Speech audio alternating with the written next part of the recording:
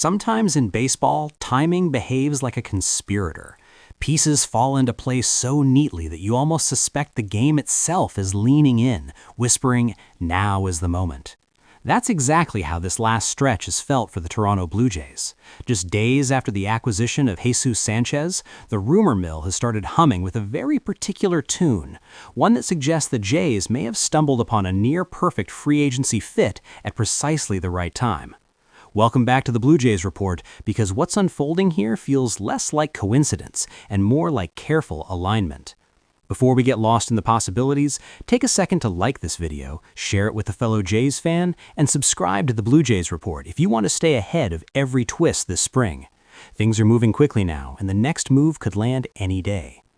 Spring training has officially begun, and with it comes urgency. This isn't the leisurely part of the winter anymore. Decisions made now echo into April, May, and potentially deep into October. According to recent reports and comments from Ross Atkins, the Blue Jays are still actively exploring ways to improve, particularly in how this roster fits together rather than simply adding names. After bringing in Sanchez, an awkward question surfaced almost immediately.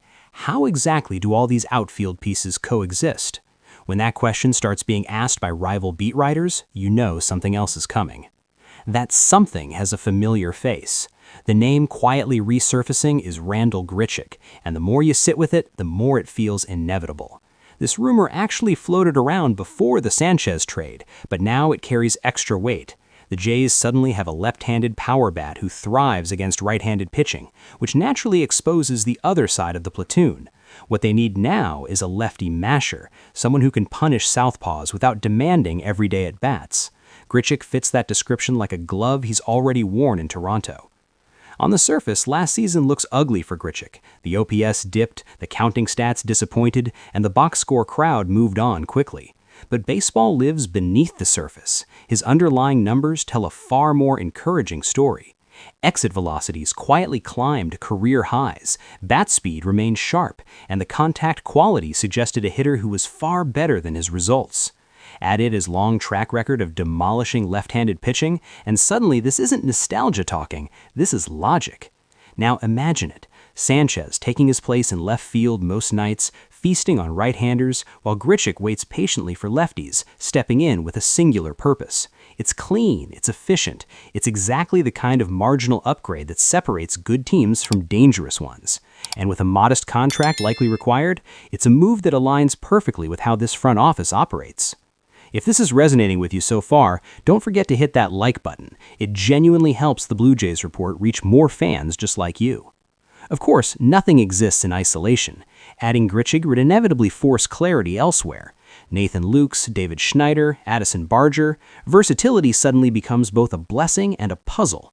Recent analysis from Mitch Bannon suggests the Sanchez trade actually unlocks flexibility rather than restricting it. Barger can slide across the diamond. Schneider can shift roles. Lineups can be tailored rather than forced. That's the kind of optionality managers dream about in late innings and tight games. And let's be clear about Sanchez himself. This is not a fringe piece. This is a player with outrageous raw power, near elite bat speed, and home runs that feel more like rumors than reality until you see the footage. A ball traveling nearly 500 feet does things to a clubhouse. It commands attention.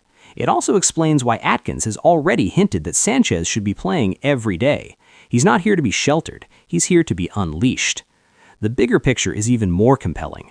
Pair Sanchez with Grichuk in a smart platoon, keep Kazuma Okamoto in the everyday mix, and suddenly this lineup has layers. Not just power, but situational power. Not just depth, but purpose.